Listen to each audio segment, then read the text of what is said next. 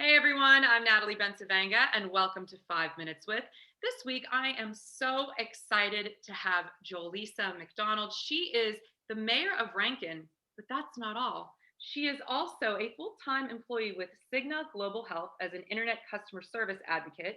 She sits on the For Good Pittsburgh board and she's a mom and she's a foster mom. It is so good to have you in your very busy schedule. Thank you for making time to chat with me.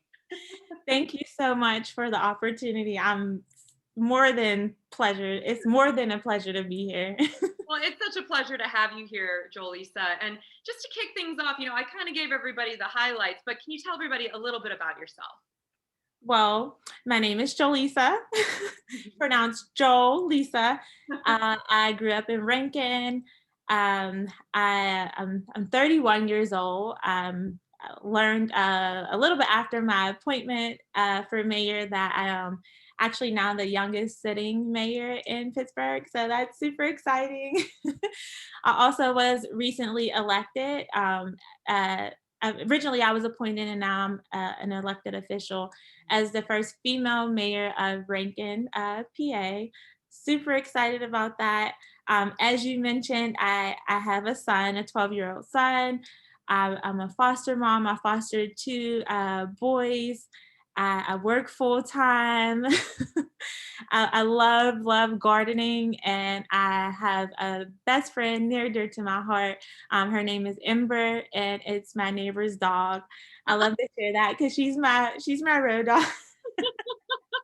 I love that. I love that. Well, thank you for sharing a little bit about yourself. So tell us, what was it like growing up in Rankin, and how have you seen changes happen in your neighborhood, or have you not seen many changes happen over the years? Yes, so I'm originally born and raised in Rankin. I lived here since I was 3 years old. So I lived in Hawkins Village up until I was 16. And then my mom moved us out. We moved to North Braddock. So we always stayed in the Woodland Hills School District. We moved to Turtle Creek and then North Braddock. And then I moved back here, my first apartment um, in the Palisades Manor. And I lived there for 3 years. And then I eventually purchased my home at 23. Yeah, when I graduated, well, a little bit after I graduated from college. Mhm. So I've been able to see in Rankin what I consider at maybe one of its best or its highest points, to also seeing its decline. As a child, growing up in Rankin was extremely fun, especially in Hawkins Village. I'm telling you, if you've never lived in a project, you're missing out. Just everyone was very close knit. That sense of community and looking out for each other. But we had a childhood. We weren't sitting on video games. We were playing outside. We were walking the neighborhood. We were doing jump rope. Community days were very big.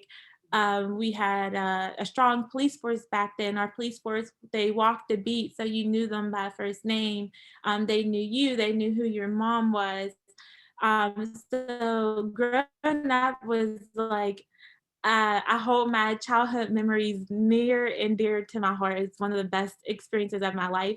I have all of my favorite and best friends are there. Well, they were there. Some of them actually just recently relocated with now, Hawkins Village. They're going to be being torn down soon.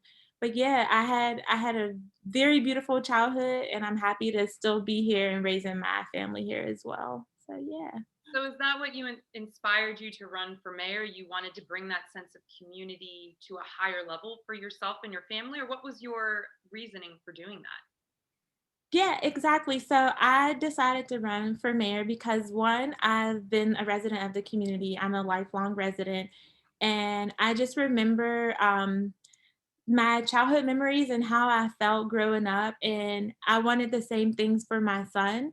Mhm. And most of the things that I've experienced have been taken away. We don't have that sense of community as the community is also has been divided from like where I live now to where Hawkins Village was.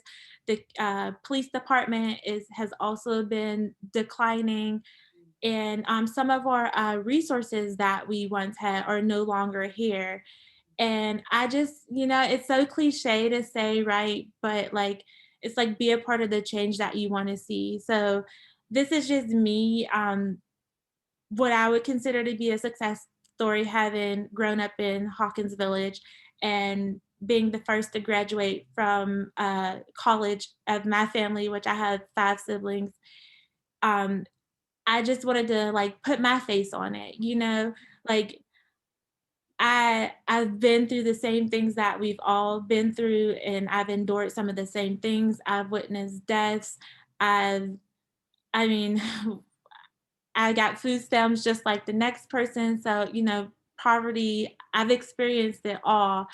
And so if I can just be a voice for those people that, were are in, the same situations that I was in growing up, but now don't have those same resources that I had and that we were privy to, it's just it's important to me. I want to give our kids the same childhood because they deserve it, quite frankly. Um, so yeah, just wanting to be the change that we like to see. No, I think that says it very well. Yeah, it's getting involved, and no one can say that you're sitting and watching, because not only are you now the new mayor, and of course you hold down a full-time job, and you're a mother and a foster mother, but you also do a lot of volunteer work. Can you talk about your role on the board of For Good Pittsburgh, and why Yeah, For Good?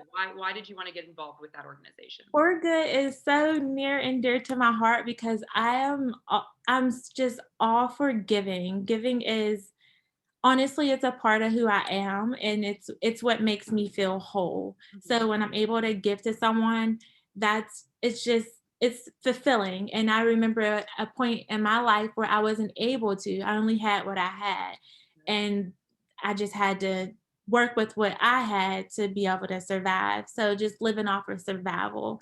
And For Good and the initiatives that they bring to the forefront, I'm proud of and I stand behind 100%. So when I was asked to join the board, it was just really a no-brainer Mhm, to mhm. join. And I'm just happy to be to sit on their board, but also be a part of the work that they do within the community. We speak to a lot of women that are in rather the same situations that I am in, uh, trying to get a job, trying to get their businesses up and off the ground, um, needing clothing for employment, or just those people that just want to be seen. They advocate a lot for them, whether it's the health issues. We just recently did COVID testing and organized a COVID vaccine clinic, or if it's just really just having a safe space and being able to do yoga or meet with women on a regular basis. So yeah, I'm just happy to take part in those initiatives, and sitting on a board is just It's it such felt like home. Yeah. Yeah. Yeah, and It's when I'm hearing you talk about your experiences growing up and how you've been able to, do things that are for the first time, or in your community for the first time, which is really thrilling.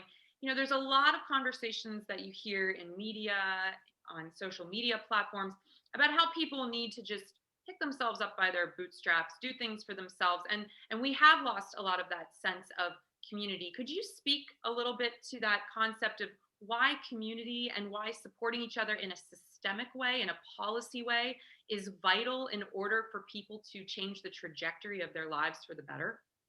Yeah, it's definitely so community. It starts like you're what I say is you're only as strong as your weakest link. So Mhm, how can we move forward, if there's other people being left behind or being forgotten? mhm, We can't I can't stand proud in my position knowing that there's people beneath me that are starving or that are homeless or need different health resources or whatever it is, right?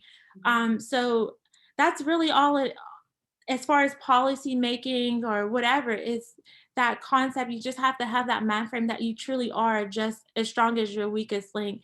And if we are having people in need, what does that say about you that you don't lend that hand back to help them and to pull them up and to get them where they need to be, you know? So yeah, bosses create bosses. I love that. And I love you, Jolisa. Thank you so much for sharing your vision and your story with us. And thank you for spending just a little bit more than 5 minutes with me. Thank you. It was a pleasure. I'm so glad to be here, and thank you for your time as well. Thank you.